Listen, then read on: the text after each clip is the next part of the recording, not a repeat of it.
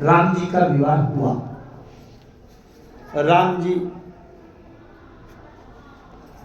धनुष तोड़ने की प्रतिज्ञा की, राम जी के हाथ से धनुष टूट गया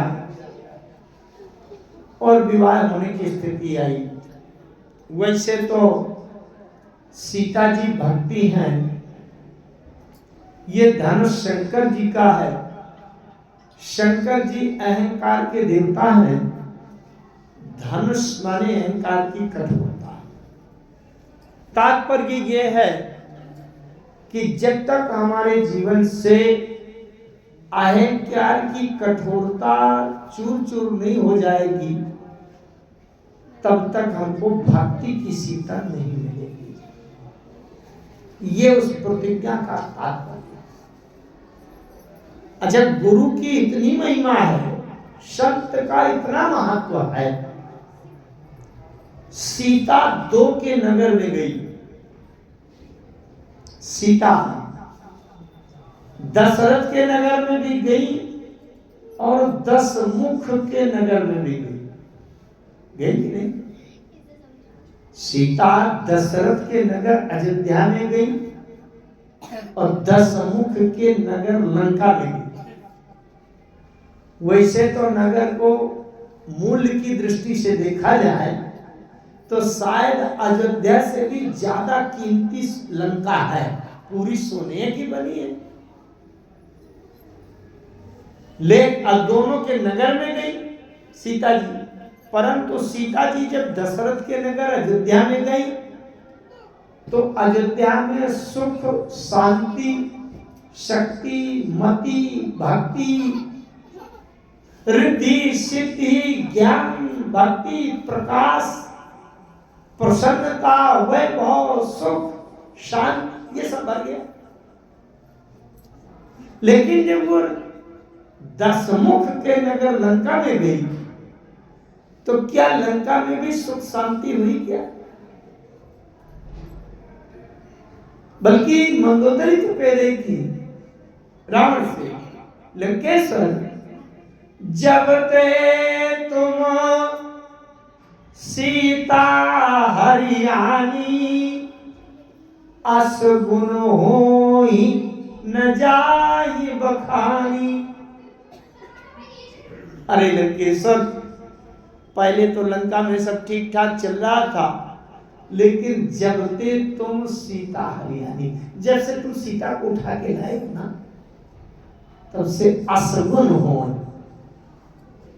अच्छा, एक बार विचार करें आप, सीता अगर हमारे जीवन में नजदीक आवे, निकट आवे, तो सगुन होना चाहिए कि असगुन?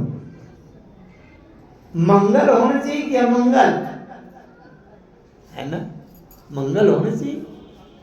लेकिन रावण सीता को उठा के ले गया, तो वहां सगुन हो रहा है क्या? मंदोदरी कह रही है जब ते तुम सीता हरियाणी, असगुन हो ही न जाहि बखानी। अरे लंकेश्वर, जब से तुम सीता को उठा के लाए तब से असगुन। अच्छा, सीता को ले जाना रावण के लिए फायदे करा कि घाटे करा? सीता को ले गया रावण, तो सीता उठा करके ले गया, तो रावण को लाभ हुआ, कुछ फायदा हुआ कि और नुकसान हुआ? हुआ ना?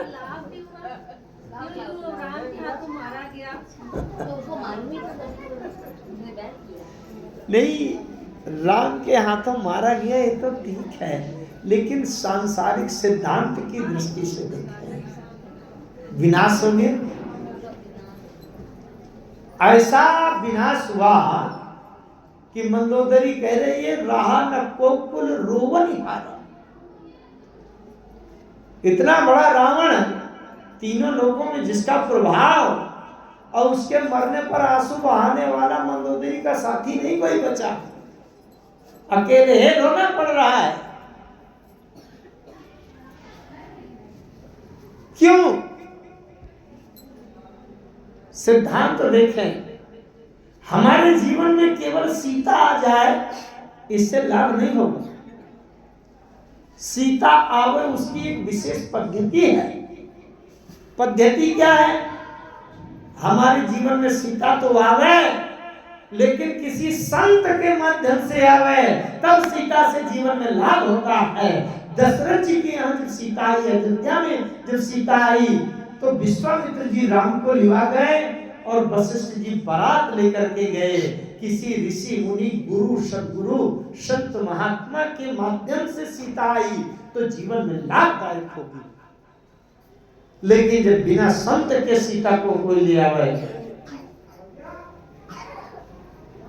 ये केवल रावण पहली घटना नहीं है। इसके पहले इंद्र के पुत्र जयंत सीधे सीता जी के पास पहुंच गए थे और सीता जी के चरण भी छू लिए। सीता चरण चोच हाथी भागा, सीता के चरणों में खरोंच मारी तो चरण छुआ कि नहीं? जो जीव सीता जी के पास जाए, सीता जी के चरण छुए, उसके जीवन में सुरक्षा, निश्चिंतता, शांति, सुख, संतुष्टि आनी चाहिए कि प्राण बचाने की आफत आनी चाहिए। जयंत के पीछे तिनका फेंक दिया और प्राण बचाने की आफत आ गई। क्यों? सिद्धांत वही लागू है। बिना संत के, बिना सदगुरु के अगर जीव सीता के चरणों में पहुंच जाए, सीता को अपने पास उठा लावे, तो भी उसका विनाश हो जाएगा, उसका कल्याण नहीं, सुख नहीं मिलेगा। इसलिए सदगुरु की आवश्यकता है, मध्यस्थ की आवश्यकता है, संत की आवश्यकता है जीवन। रावण ने किसी संत को बीच में नहीं रखा, सीधे चला गया पंचवटी, सीता को उठा लाया और एक अपराध और कर दिया बहुत बड़ा। संत को बीच में नहीं रखा, लेकिन स्वयं संत का वेश बना के चला गया और सीता को उठा लाया। जिस दिन रावण ने संत का वेश बनाकर पंचवटी से सीता को उठाया, उसी दिन से संत के वेश के ऊपर संशय हो गया। सड़क पर चलते हुए संत महात्मा दिखे आपको, लाल कपड़ा पहने हैं, चिमटा कमंडल लिए हैं, लंबी जटा दाढ़ी कुछ रखाए हैं, तिलक चंदन लगाए हैं, आपको एक बार भीतर से ये भाव तो आएगा, संत महाराज हैं, साधु संत हैं, चलो इनको घर लिवा जाए, भोजन करा दें और 10-25 रुपया पैसा इनको दक्षिणा दे दें। लेकिन तुरंत जब वहां पंचवटी वाले साधु की याद आएगी तो आपका भीतर से डोल जाएगा हिम्मत, अरे भैया कहीं पंचवटी वाले साधु की तरह न मिल जाए कि जाकर के सोने चुरा लावे, हम ही को उठा के ले जाए। तो आप वहीं से हाथ जोड़ोगे, महाराज जी ठीक है अभी तो नहीं, हम ले जा सकते। इसका मतलब साधु के वेश को कलंकित कर दिया रावण ने। जिस दिन से पंचवटी में साधु का वेश बना करके रावण ने सीता को उठाया, हरण कर दिया, उस दिन से साधु का वेश भी कलंकित हो गया। तो सीता आवे हमारे जीवन में, लेकिन संत की महिमा के आधार पर आवे, संत की उपेक्षा करके नहीं, गुरु को अनदेखा करके नहीं, तब तो लाभ होता है। राम जी से धनुष टूट गया और राम जी दुल्हा होंगे, विवाह भी हुआ, विवाह हुआ, लेकिन फिर जब बारात में महाराज दशरथ बारात लेकर के आए, अयोध्या से पूरी बारात तैयार होकर के आई, तो महाराज दशरथ के साथ 2 पुत्र और आए। जनकपुर की देवियों ने, महिलाओं ने जब देखा, बोले अरे अयोध्या से बारात आई है, और ठीक जैसी एक जोड़ी पहले आई थी और जैसे उस धनुष तोड़ने वाले 2 कुमार थे, ठीक ज्यों के त्यों उसी डिजाइन साइज के और बिल्कुल एक एक कंपनी के निकले हुए एक जोड़ी और लेकर के आए। सखी जस राम लखन कर जोटा, अतय से भूप संगत हुई ढोटा। अरे सखी, जैसे राम लक्ष्मण की जोड़ी है ना, उसी प्रकार की एक जोड़ी अभी महाराज दशरथ के साथ हुआ है। ऐसा लगता है कि अयोध्या में उसी साइज की फैक्ट्री कोई लगी है कि एक डिजाइन पे निकालते हैं, क्योंकि भारत राम ही की अनुहारी और सहसा लखन सकहि नर नारी। लखन शत्रुसूदन करूपा, नख सिखते सब अंग अनुपा। अच्छा, तो ज्यों की त्यों जब जोड़ी है तो जनकपुर की देवियों ने विधाता से मांगा, जैसे किसी के पास किसी के दो पुत्र हों और एक पुत्र बहुत सुंदर है, बड़ा बुद्धिमान है, बड़ा होशियार है, व्यवहार बहुत अच्छा है, शरीर स्वस्थ है, सुंदर है, पढ़ा लिखा है, और दूसरा लड़का देखने में भी ठीक नहीं है, पढ़ा लिखा नहीं है, पागल जैसा है, शरीर से रोगी भी रहता है और समाज में कोई उसकी मान्यता नहीं है। तो भाई विवाह करने के लिए कोई आएगा तो अच्छे वाले स्वस्थ सुंदर बुद्धिमान पुत्र के लिए तो कहेगा इसका विवाह कर लीजिए, लेकिन इसका नहीं करेंगे तो पागल है, ये तो है। परंतु अगर किसी के पुत्र बिल्कुल समान हो और उसमें से एक का विवाह हो एक का ना हो तो ये भी ठीक नहीं। इसलिए जनकपुर की देवियों ने, माताओं ने, महिलाओं ने आंचल फैला करके ब्रह्मा जी से मांग लिया कि ब्याही चारु भाई यही पुर, हम सुमंगल गावही। चारों भाइयों का विवाह यही हो जाए, हम आपसे झोली फैलाकर ये विधान पुरनारी सकल प्रसारी अंचल विधि वचन सुनावही। झोली फैलाकर ब्रह्मा जी से मांग रही है, हे विधाता, ये चारों भाइयों का विवाह इसी नगर में हो जाए एक ही साथ। चारों भाइयों का विवाह, विवाह की चर्चा कर रहा हूं। विवाह देखिए कैसे हुआ और उसका सिद्धांत क्या है। राम लक्ष्मण भरत शत्रुघ्न जैसे इधर है वैसे उधर, थोड़ा मिलान देखिए ना। राम जी का नामकरण तो सबसे पहले हुआ था बालकांड में, जो आनंद सिंधु सुख राशि, सीकर ते त्रैलोक सुपासी, सो सुख धाम रामेश नामा, अखिल लोकदायक विष्णु। राम जी का नाम पहले रखा गया, ठीक है, और राम जी के नाम के बाद भारत जी का नाम रखा गया। विश्व भरण पोषण कर जोई, ताकर नाम भरत अस होई। लेकिन राम जी का नाम, राम जी के बाद भरत जी का नामकरण, अब भरत जी के नामकरण के बाद सब लोग किसकी आशा लगाएंगे कि किसका नाम रखा जाएगा? लक्ष्मण जी का रखा जाना चाहिए, है कि नहीं? लेकिन लक्ष्मण जी का नाम नहीं रखा गया। अब बीच में शत्रुघ्न जी का नामकरण हो गया। जाके सुमिरन ते रिपुनासा, नाम शत्रुघ्न वेद प्रकाशा। और लक्ष्मण जी जो तीसरे नंबर पर आने चाहिए उनको चौथे नंबर पर सबसे अंत कर दिया।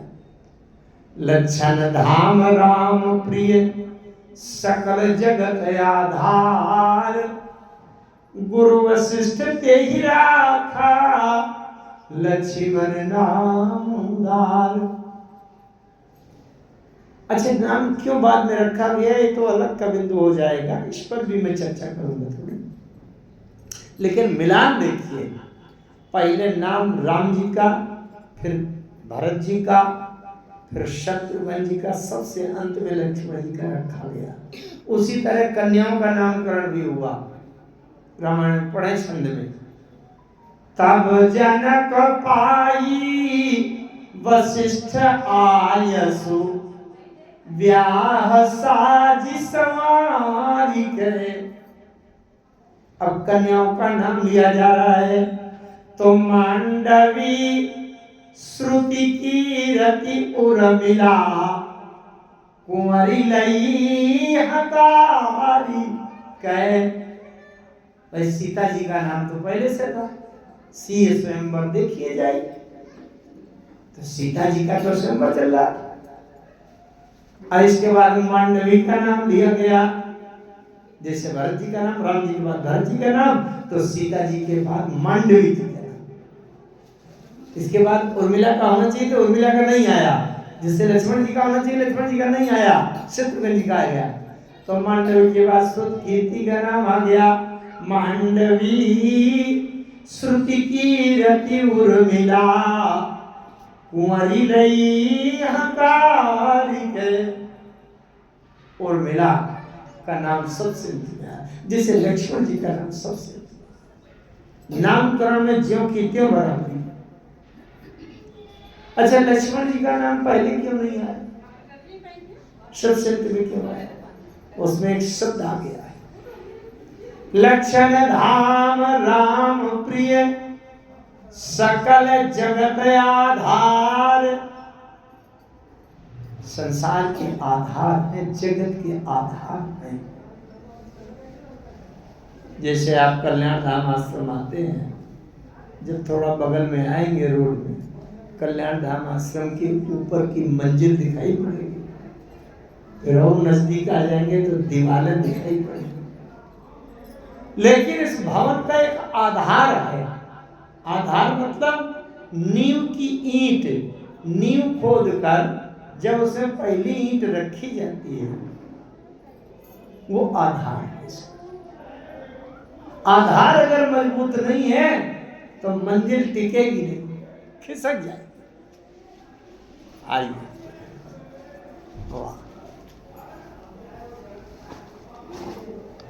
लक्ष्मण जी क्या है? सकल जगत आधार, आधार है।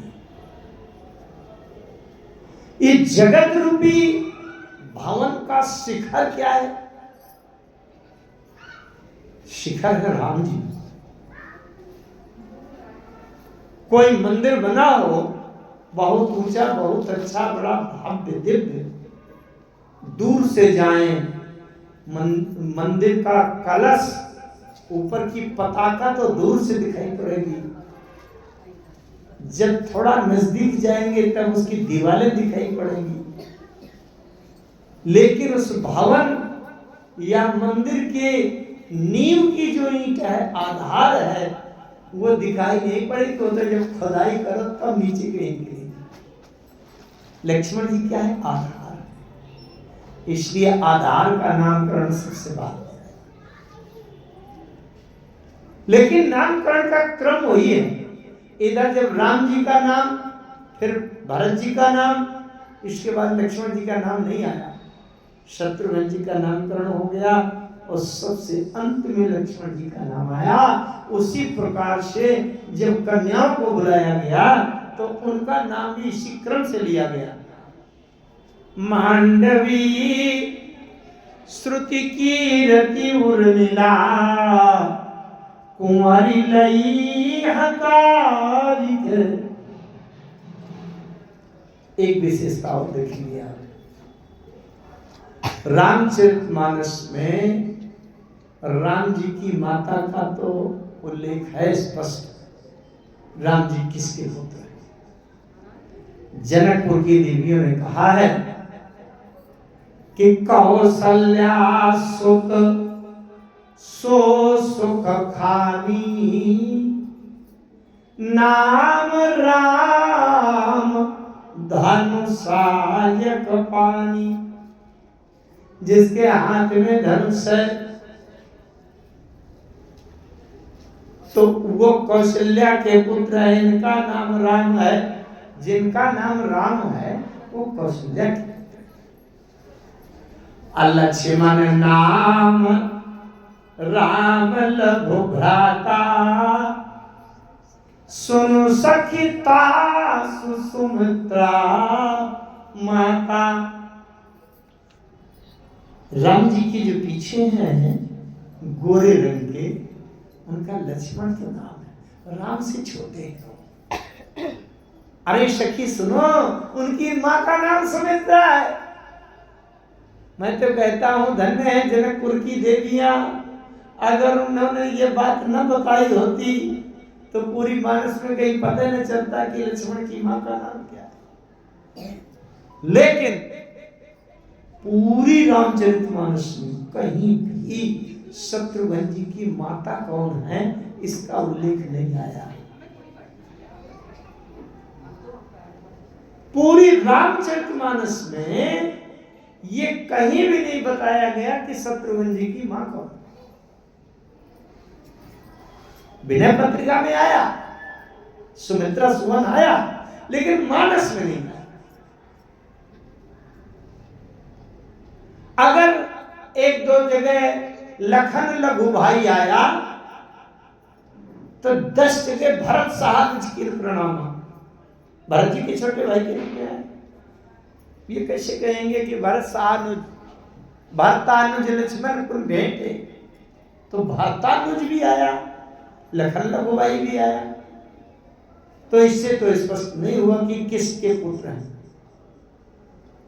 तो शत्रुघ्न जी की मां का पता नहीं है किसके पुत्र। रामचरितमानस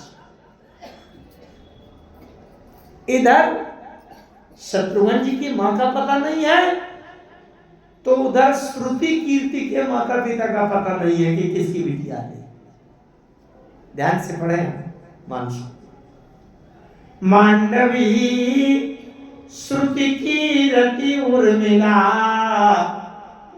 कुंवारी लई हकारी के। मांडवी का नाम पहले आया, अगली पंक्ति में आ गया छंद में। कुसकेतु कन्या प्रथम जो, गुणशील सुख शोभामयी। कुसकेतु कन्या प्रथम, जिसका नाम पहले आया वो कुसकेतु की बिटिया है। तो इसका मतलब मांडवी का उल्लेख तो हो गया कि कुसकेतु महाराज जनक जी का नाम शीरध्वज है। शीरध्वज और जनक जी के छोटे भाई का नाम कुशध्वज है। ध्वज माने पताका, केतु माने पताका, तो कुशध्वज को कुशकेतु लिख दिया गया। तो मांडवी जी के पिता है कुशकेतु, ये तो पता चल गया, कुशध्वज की पुत्री है। लेकिन श्रुति कीर्ति के ना मां का नाम आया ना पिता का नाम आया। छंद में क्या कहा गोस्वामी जी ने, क्या लिखा? जे ही नाम श्रुति कीर्ति सुलोचनी, सुमुखी सब गुणयागरी। सोदई रिपुसूदन ही भूपति, रूपशील उजागरी। न मां का नाम न पिता का। उधर शत्रुघ्न जी के मां का नाम नहीं आया और इधर श्रुति कीर्ति की माता पिता का नाम नहीं आया। उधर लक्ष्मण जी का नामकरण सबसे अंत में हुआ, तो इधर उर्मिला जी का नामकरण सबसे अंत में हुआ। बड़ा मिलान है। और बातें देखें आप,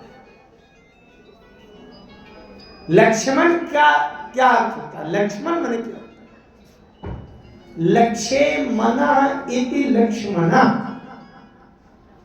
जिसका मन सदैव अपने लक्ष्य में केंद्रित रहे वो लक्ष्य मना लक्ष्मण। जीवन का लक्ष्य क्या है? परमात्मा के चरण। लक्ष्मण जी का मन सदैव राम जी के चरणों में है और कहीं नहीं। बारे निज हित पति जानी, लक्ष्मण राम चरण रति मानी। तो लक्ष्मण जी का मन सदैव राम जी के चरणों में। यहां तक कि अगर राम जी भी उपदेश दें कि तुम अयोध्या में बने रहो, राम जी जब वन को जा रहे थे, लक्ष्मण जी आकर के खड़े हो गए। समाचार जब लक्ष्मण पाए, व्याकुल बिलख बदन उठी धाये। आकर के खड़े हो गए।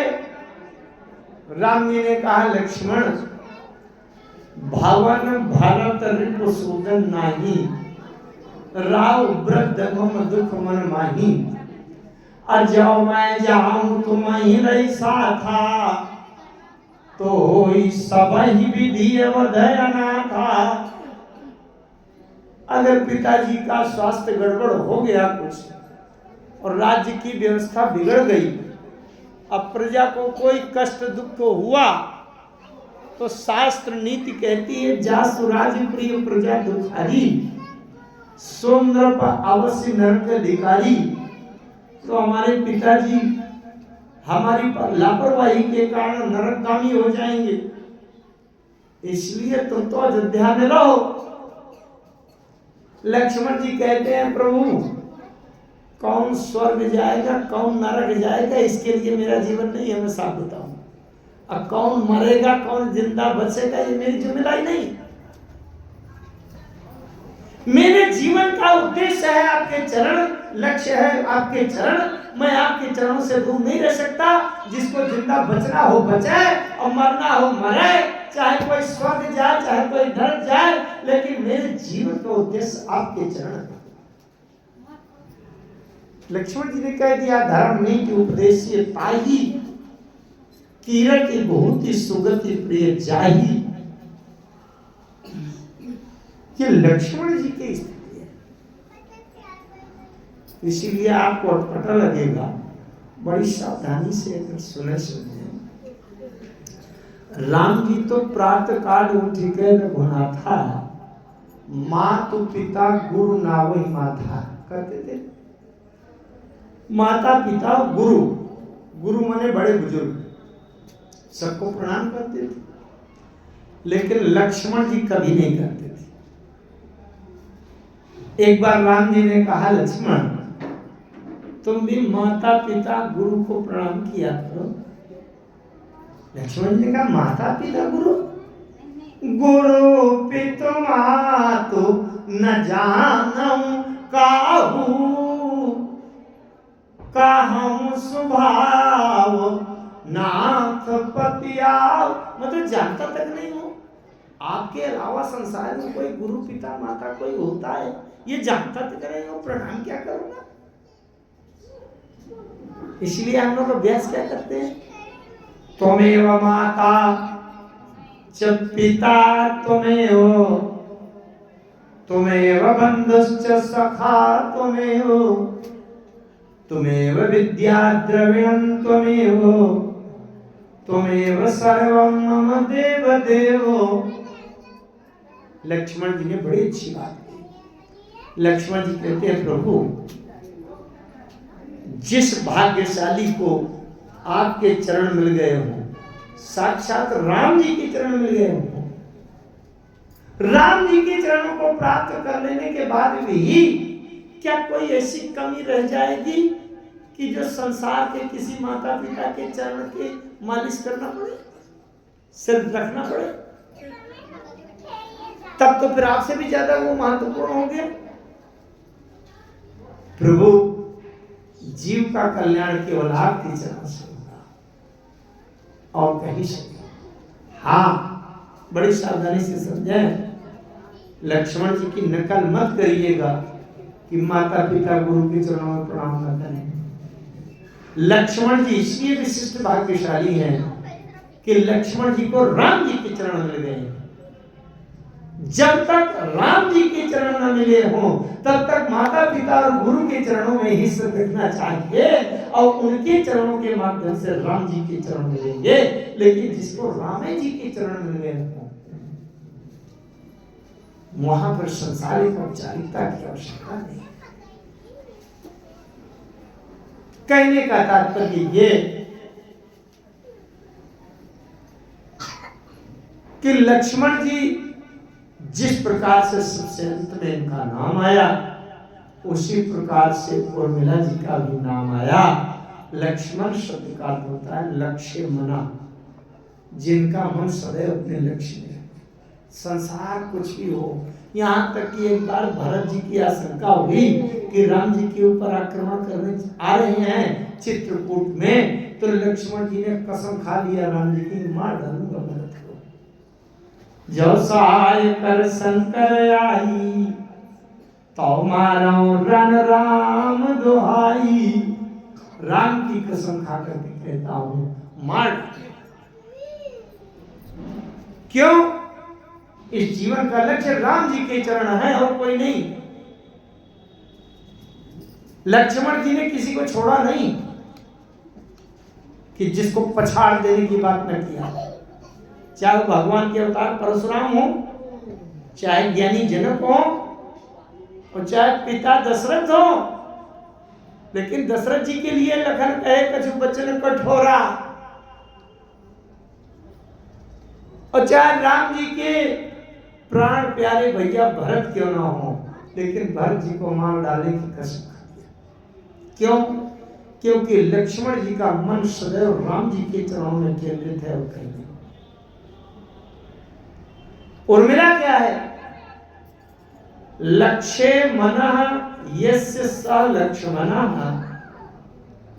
और उर्मिला का अर्थ होता है उर्मिला, जिसका हृदय मिल गया हो लक्ष्य मना में। जिसका मन लक्ष्य में हो और उसको जिसका उर माने हृदय मिल गया हो वो उर्मिला, ये जवाब। लेकिन शत्रुघ्न जी का, शत्रुघ्न जी की बड़ी समानता है। न शत्रुघ्न जी की माता का उल्लेख किया गया और न श्रुति कीर्ति के माता पिता का उल्लेख हुआ। क्यों? एक बात आप ध्यान से समझेंगे। रिपु जाके सुमिरन ते रिपुनासा, नाम शत्रुघ्न वेद प्रकाशा। वेद प्रकाशा माने वेदों में जिसका प्रकाश है। किसका प्रकाश है? शत्रुघ्न जी का। अथवा जो वेदों का प्रकाश है वो शत्रुघ्न। शत्रुघ्न वेद का प्रकाश है। तो श्रुति कीर्ति क्या है? श्रुति की कीर्ति है। श्रुति माने वेद। वेदों के प्रकाश को वेदों की कीर्ति से जोड़ दिया गया। ये भी जोड़ा ठीक है। श्रुति कीर्ति का विवाह शत्रुघ्न जी से कर दिया। जे नाम श्रुति कीर्ति सुलोचनी, सुमुखी सब गुण आगरी। सोदैर कुसूदन ही भूपति, रूपशील उजागरी। और देखें आप, लक्ष्मण जी के विवाह का जब समय आया तो लक्ष्मण जी से जाकर के किसी ने बताया कि आपका संबंध जोड़ा जा रहा है, आपका नाता जोड़ा जा रहा है। लक्ष्मण जी ने कहा किससे? लक्ष्मण जी कहते हैं कि मेरा संबंध तो केवल एक से है, एक के अलावा दूसरे से संबंध नहीं। लक्ष्मण जी का संबंध किससे है? राम जी से। इसलिए जब शूर्पणखा गई थी लक्ष्मण जी के पास संबंध जोड़ने के लिए, राम जी ने भेज दिया, आय कुमार मोर रघु भ्राता। तो जब लक्ष्मण जी के पास गई लक्ष्मण रिपु भगिनी जानी, अब प्रभु बिलो की बोले मृदुवानी। लक्ष्मण जी के पास जो शूर्पणखा गई तो लक्ष्मण जी उत्तर दे रहे हैं प्रभु बिलो की, राम जी की तरफ देखने लगे। क्यों देखने लगे? राम जी की तरफ इसलिए देखने लगे लक्ष्मण जी, मानो लक्ष्मण जी का संकेत है कि देवी मुझसे सीधे संबंध जोड़ना चाहती है, सीधे नहीं जोड़ता, प्रभु बिलो की, सरकार की ओर देख रहे हैं लक्ष्मण कि अगर उनसे तुम्हारा कोई संबंध जुड़ जाए तो मुझसे बिना जोड़े संबंध अपने आप हो जाएगा। अगर तुम सरकार के मित्र हो जाओगे तो मेरे लाख गुना मित्र हो, अगर तुम सरकार के शत्रु हो राम जी के तो मेरा करोड़ों गुना दुश्मन हो गए। तो इसलिए प्रभु बिलोकी राम जी की तरफ देख करके फिर लक्ष्मण जी ने कुछ कहा कि सीधे मुझसे सीधे संबंध जोड़ता नहीं है, संबंध जोड़ो राम से। अच्छा, जब राम जी के पास शूर्पणखा गई थी तो राम जी ने क्या किया था? शूर्पणखा ने प्रस्ताव रखा और राम जी सीता ही चिताई कही प्रभु बाता। सीता की ओर देख लिया, उत्तर देवी तुम मुझसे संबंध जोड़ने आई हो, सीधे मुझसे संबंध नहीं जुड़ता देवी। बोले फिर कैसे जुड़ता है? बोले सीता ही चिताई, सीता की ओर देखा, सीता भक्ति है। तुम्हारे जीवन में भक्ति से कोई नाता है? अगर भक्ति से तुम्हारा कोई नाता हो तो मुझसे रिश्ता जोड़ दिया, अगर भक्ति से नाता नहीं है तो मुझसे कोई रिश्ता नहीं हो सकता। लक्ष्मण जी ने कह दिया, सुंदर सुन मैं उनका दासा, मेरा रिश्ता तो राम जी से जुड़ा है, मैं उनका दास हूं, मेरे स्वामी है, ये सबसे अच्छा रिश्ता है। रिश्ते तो कई प्रकार के होते हैं ना, तो दयालु दीना हो तो दानी हो भिखारी, हाँ प्रसिद्ध पाप की तो पाप पुंजारी, नाथ तो अनाथ को अनाथ कौन मोसो, मो समान आरती नहीं आरती हर तो सो, ब्रह्म तू हो जीव तू है ठाकुर हो चेरो, तात मात गुरु सखा तू सब विदित मेरो, त्वहि महीना के अनेक मानिए जो भावे, ज्यों त्यों तुलसी कृपालु चरण शरण पावे। नाते अनेक, इस प्रकार से अनेक नातों में एक नाता है सेवक और स्वामी का। लक्ष्मण जी ने कहा, सुंदरी सुंदरी सुन मैं उनकर दासा, मेरा संबंध तो जुड़ा है, राम जी मेरे स्वामी है, मैं उनका दास हूं। तो जो संबंध पहले से मेरा पक्का है, निश्चित है, दृढ़ है, जुड़ा है, नया संबंध कैसे जुड़ सकता? लेकिन जब जनकपुर में लक्ष्मण जी का संबंध जोड़ने की बात आई, नाता जोड़ने की बात आई, और ये लक्ष्मण जी से कहा गया कि आपका भी नाता जोड़ा जा रहा है, संबंध जोड़ा जा रहा है। लक्ष्मण जी ने पूछा, किससे? किससे जोड़ा जा रहा है? अगर बताने वाले ये कह देते कि जनक की बिटिया से या सुनैना जी की पुत्री के साथ तुम्हारा संबंध जुड़ा जा रहा है, तो लक्ष्मण जी मना कर देते, बिल्कुल नहीं, क्योंकि लक्ष्मण जी का जीवन का नियम है कि मेरे जीवन में केवल एक ही से नाता है। लक्ष्मण जी कहते हैं पूजनीय प्रिय परम जहाते, सब मानिए ही राम के नाते। नाता तो केवल राम जी का, नाता केवल राम जी से है, और जिसका राम जी से जैसा संबंध हो वैसा मुझसे अपने आप बन गया। जब जनकपुर में लक्ष्मण जी से कहा गया कि अब आपका भी नाता जोड़ा जा रहा है, लक्ष्मण जी ने कहा किससे? बताने वालों ने इतनी सावधानी से बताया।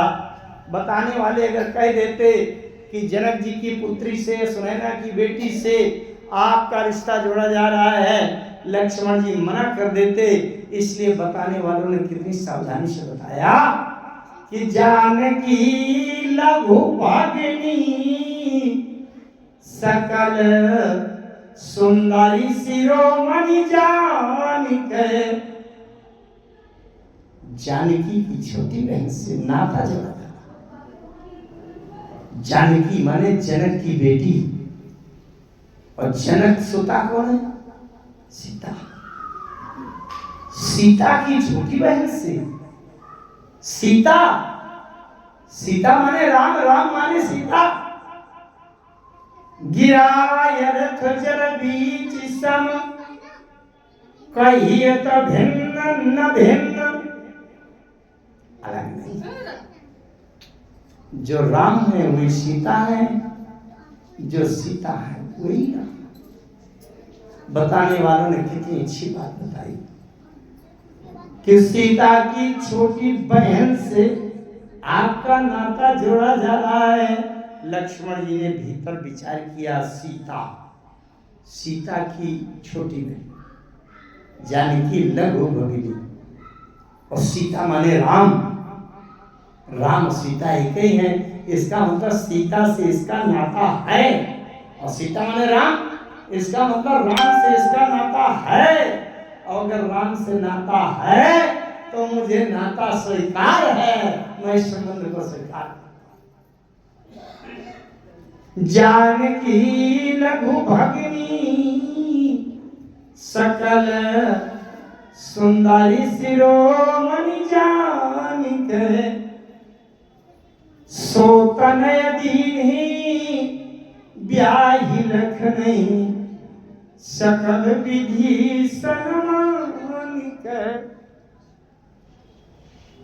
तो जानकी की छोटी बहन से लक्ष्मण जी का संबंध।